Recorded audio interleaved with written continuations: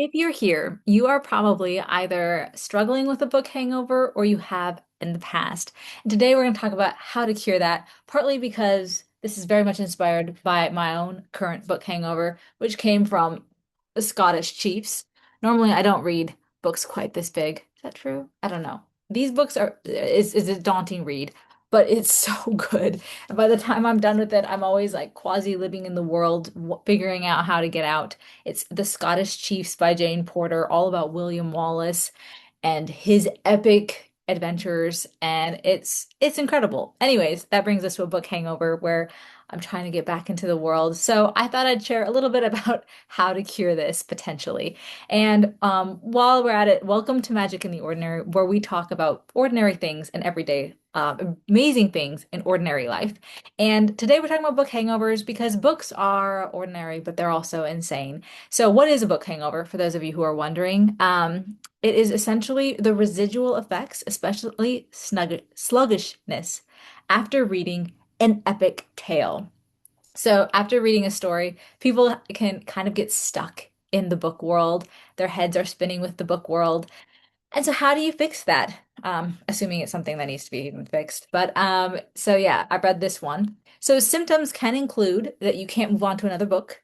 You may be struggling to leave the book world and come back into your own world. Um, you may really miss the story. And yes, this is just kind of a fun term. A book hangover is a fun way of saying you loved the story and you don't want it to be over. So let's talk about five potential ways you can cure your book hangover. Maybe I can cure mine. We'll see. Number one is obsessive research, um, actually looking into the story. This in particular works for Scottish Chiefs because it is based on a real story, even though this one is very much romanticized, dramatized, all of those things. So looking up the actual facts about William Wallace's life, what his sword was like, what his battles were like, what his personal life was like, is a way to continue the story without just rereading the book again.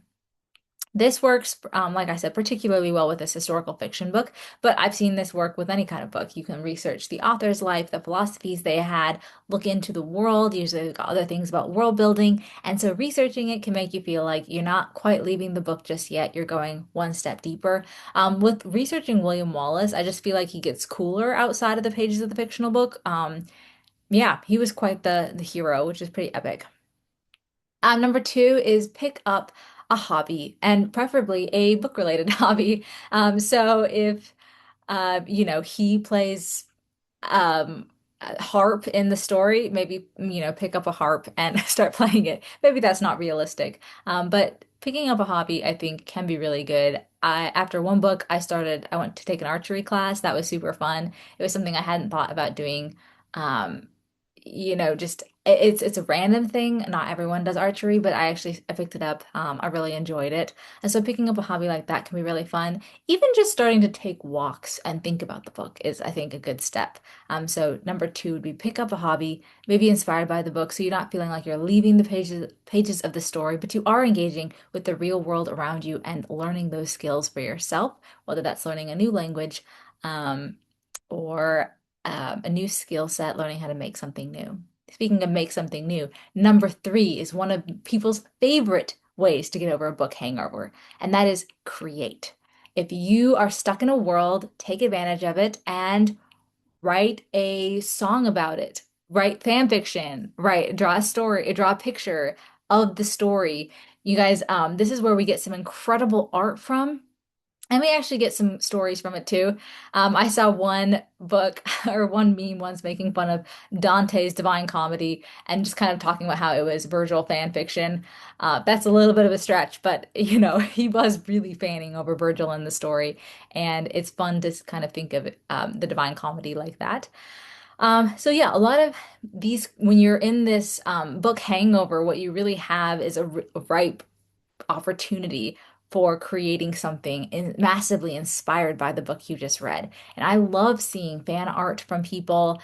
Um, yeah, I mean, NCY, he was an incredible artist. I love seeing his art throughout the story as well. It's on the cover, but then he has all these all the beautiful pages throughout the story as well.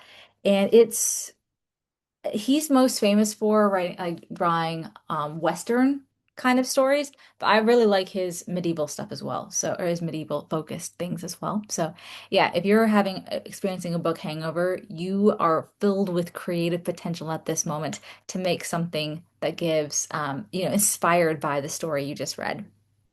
Number four is read another book. Now, some people feel like they can't read another book after they have a book hangover. So I just say start small. Maybe start with something really easy, something really familiar, and then maybe just start with something where you just read one page. Oftentimes, what happens is eventually you'll read one page, kind of take a break, one page, you'll get caught in the flow of the story, and then you'll read the rest of the book. But yeah, that's another way to get over one book hangover is to just launch right into the next book, which is really fun. And then finally, make some real life connections. I think it's fun to write the author. Um, if the author is still alive, write the author, tell them what you thought of the book. It's a way to take this book world, which is kind of an isolated experience, it can be, and make it a community experience. So either write the author, but if they're not around, maybe write a blog post. Do something where you're sharing your love of the book with another person and you're expanding the community around the story. So that would be another idea as well. So all in all, hopefully one of these things cures your book hangover, either diving into research, picking up a hobby, creating something beautiful inspired by the story, read another book, or expand your community, reach out to the author or other people who enjoy the story. And whatever it is, yeah, drop your favorite book below in the comments if you want. I'd love to hear what people are reading right now. I just finished Scottish Chiefs and whew, it was a lot, but I think I've already got some books lined up for the next piece. So thanks, friends, for watching. Until next time.